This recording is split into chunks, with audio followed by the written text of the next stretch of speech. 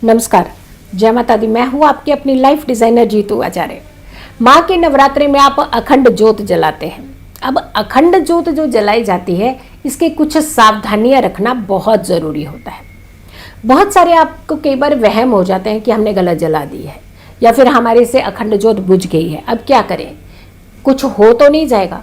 सबसे पहले तो कुछ चीज़ों को समझने की ज़रूरत है कि जब आप अखंड ज्योत जलाते हैं, किस पात्र में जलाते हैं, कौन सी ऐसी धातु का प्रयोग करते हैं जिसमें आप अखंड ज्योत जलाते हैं। ये कुछ चीज़ें बड़ी ही सावधानी से करने वाली होती हैं। किसी भी चीज़ का आपको लाभ चाहिए, पूर्ण लाभ चाहिए, पूरा फायदा चाहिए, तो आपको सावधानियां भी रखनी पड़ेंगी, सावधानियां भी बरतनी चाहिए। सबसे पहला काम जो आपने अखंड ज्योत जब आपने शुरू करनी है, शुभता शुद्धता का तो आप ध्यान रखते ही हैं, घर की डेकोरेशन का भी ध्यान रखते हैं, सारे विधि विधान सामग्री का भी ध्यान रखते हैं, लेकिन जिसमें आपने अखंड ज्योत प्रज्वलित करनी है वो पात्र कितना बड़ा है, पहले ये ध्यान रखिएगा कि इतने पात्र के अंदर क्या इतने 9 डेज तक आपकी अखंड ज्योत जल सकती है, ये ध्यान रखने सबसे पहला काम। क्योंकि जब हम सही चुनाव करते हैं तभी हम सफलता की तरफ बढ़ते हैं। पहला चुनाव आपने यही करना है कि जो पात्र, जो जिस चीज के अंदर आप ज्योत जलाने जा रहे हैं, प्रज्वलित करने जा रहे हैं, वो पात्र कितना बड़ा है। अंदाज से आप थोड़ा अच्छा पात्र रखिए, खुला पात्र रखिए जिसमें आप घी डालते जाएं और वो ज्योत जो है वो ना बुझे। Precautions is the best medicine. फिर आती है दूसरी बार बाती। आप बाती कई बार बहुत छोटी लगा देते हैं। अब 9 डेज एंड नाइट बाती चलेगी तो डेफिनेटली वो थोड़ी कम तो होती जाएगी। तो बाती का जो प्रयोग करते हैं वो भी आप लंबी बाती का प्रयोग कीजिए, यानी थोड़ा सा बड़ी बाती का प्रयोग कीजिए। अब अगर एक दिन में आप एक बाती जलाते हैं तो आपको लगता है कि इतनी बाती खत्म हो गई, आप 9 डेज में उसको कन्वर्ट कर लीजिए तो उतनी लंबी बड़ी बाती तो आपको चाहिए होगी। तो 2 प्रिकॉशन पहले ही आपकी सेफ्टी करते हैं। अब आती है बात की पात्र, वो बर्तन कौन सा हो जिसमें आप अखंड ज्योत जलाएंगे। वो होना चाहिए शुभता प्रदान करने वाला। पहला पीतल का बर्तन रख सकते हो आप। पीतल का बर्तन में आप इसका प्रयोग जो है, अखंड ज्योत का प्रयोग जो है वो कर सकते हैं।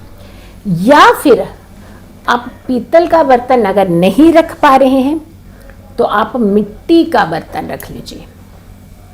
पहले ज़माने में ये पीतल, स्टील, तांबे, चांदी, सोना ये सब नहीं इस्तेमाल किए जाते थे पूजा में, मिट्टी के बर्तनों का ही प्रयोग किया जाता था। तो आप बड़ा बर्तन एक मिट्टी का ले सकते हैं, उसमें आप अखंड ज्योत की जो आप विधि विधान है, शुरुआत है, वो कर सकते हैं। और आपको एक बात बता दें, मिट्टी का बर्तन सबसे ज़्यादा शुभ माना जाता है किसी भी विधि विधान को करने के लिए। मिट्टी के बर्तन से सारे ग्रह नियंत्रित होते हैं, बैलेंस्ड होते हैं। तो आप मिट्टी के बर्तन का प्रयोग जो है वो कर सकते हैं, वो सर्वोपरि होता है।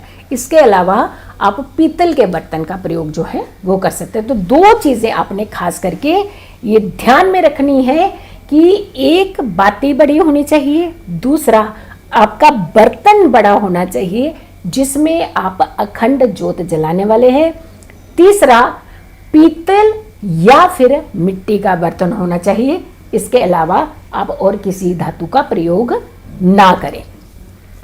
अब इसके अलावा क्या क्या चीज़ें आपको ध्यान में रखनी चाहिए, बहुत सारी चीज़ें ध्यान में रखनी चाहिए। सिर्फ किसी कार्य को कर देना, किसी ने जलाई है हम भी जला देंगे, किसी ने पूजा की है हम भी कर देंगे, किसी ने ऐसा किया है हम वैसा कर देंगे, ऐसे नहीं होता है।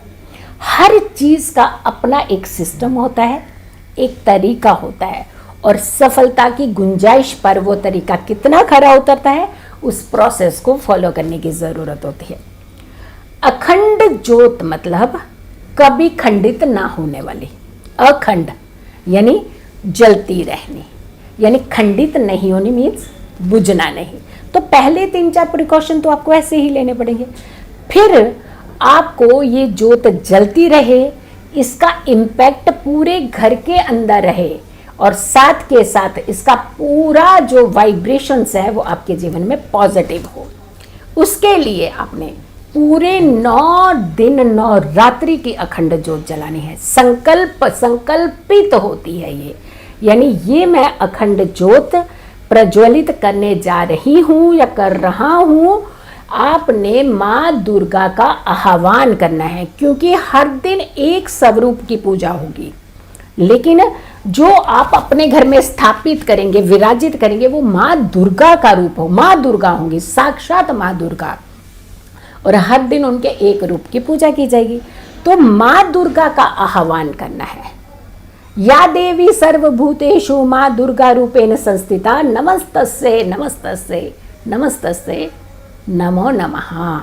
तो सबसे पहले माँ दुर्गा को तो बुला लीजिए, फिर उनके अलग अलग रूपों की बात। अखंड ज्योत जब लोग ज्यादा जलाते हैं वो हमेशा सीधा जंप कर देते हैं माँ शैलपुत्री की तरफ। अखंड 9 दिन की अखंड ज्योत, यानी जो जवारे भिजते हैं वो रिप्रेजेंट करते हैं माँ दुर्गा को, और हर दिन जो पूजा की जाती है वो की जाती है उनके एक एक स्वरूप को। तो सबसे पहले माँ दुर्गा का आह्वान कीजिए, और उसके बाद जब ये अखंड ज्योत आप संकल्पित होकर के, संकल्प लेकर के जलाते हैं, प्रज्वलित करते हैं, फिर आपको सावधानियां शुरू कर देनी पड़ती है। एक पहली बात कि अखंड ज्योत को कभी अकेले नहीं रखा जाता। क्या आप कर पाएंगे? हम लोग अखंड ज्योत रखते हैं, दरवाज़ा बंद करते हैं, चल देते हैं घूमने, क्योंकि वो जल रही है अपने आप। माता दुर्गा अपने आप ध्यान रख लेंगी ना, हमें क्या ज़रूरत है, हम तो सिर्फ झोलियाँ भर के आशीर्वाद ले लेंगे, सामान चाहिए हमें। तो ये पूजा जो आपने अखंड ज्योत जलाई है उसका ध्यान कौन रखेगा? वो आपकी हाजिरी है जो माँ दुर्गा के समक्ष आप लगाते हैं। संकल्पित होकर के, संकल्प लेकर के एक कनेक्शन माँ दुर्गा के साथ बनाते हैं। तो किसी एक व्यक्ति को हमेशा घर के अंदर रहना चाहिए, दरवाज़ा बंद नहीं होना चाहिए जिस घर में जलती है अखंड ज्योत। या फिर पहले ही हम आपको प्रिकॉशन बता देते हैं, सुबह की और रात्रि की 2 समय की ज्योत जला लीजिए। अगर आपसे पूरे विधि विधान नहीं होते हैं तो कभी भी किसी भी चीज़ को मजाक की तरह नहीं लेना चाहिए, क्योंकि ये भाव है, ये समर्पण है। समर्पण है तो ही उसके बाद अर्पण है, पाने का समय है। तो अखंड ज्योत को कभी भी आपने अकेले नहीं रखना है, कोई ना कोई आपका एक व्यक्ति हमेशा उस घर में रहना चाहिए जहां आपने अखंड ज्योत प्रज्वलित की है। दूसरी बात, सुबह और शाम माँ की पूरी पूजा विधि विधान का आपने ध्यान रखना है। चाहे वो भोग हो, चाहे उनके वस्त्र हो, चाहे उनकी पूजा विधि हो, चाहे उनकी धूप आरती हो, चाहे उनका गुणगान हो, चाहे मंत्र जाप हो, चाहे दुर्गा सप्तशती हो, चाहे माँ चालीसा हो दुर्गा का। तो ऐसे में कुछ पूजा भक्ति हमेशा उस घर के अंदर चलती रहनी चाहिए। एक ऐसी वाइब्रेशंस जो अखंड ज्योत के माध्यम से आपके पूरे घर में रोशनी फैल रही है, एक लो आपके पूरे घर को रोशन कर देगी। लेकिन यहाँ पे आपको थोड़ी थोड़ी सावधानियाँ रखने की ज़रूरत होती है। कोई भी व्यक्ति अगर अशुद्ध अवस्था में है तो वो उस पूजा स्थान पर ना जाए जहाँ आपने अखंड ज्योति प्रज्वलित की है, जहाँ आपने माँ के ज्वारे बीजे हैं, यानी खेतरी जिन्हें हम कलश स्थापना भी कहते हैं। उस समय आपने वहाँ जाने से थोड़ा सा परहेज करना है। अखंड ज्योत जहाँ जलाई जाती है वहाँ नेगेटिविटी नहीं होनी चाहिए। बाहर वाले कमरे में हम लड़ेंगे, अंदर जाकर के माता रानी को प्रणाम करेंगे। बाहर माता रानी को 2 गालियाँ निकालेंगे, अंदर वाली माता रानी को प्रसन्न करेंगे। बाहर वाली माता को आप रोटी नहीं देंगे, लेकिन अंदर जाकर के आप पंचमेवा का भोग लगाएंगे। माँ प्रसन्न नहीं होती है।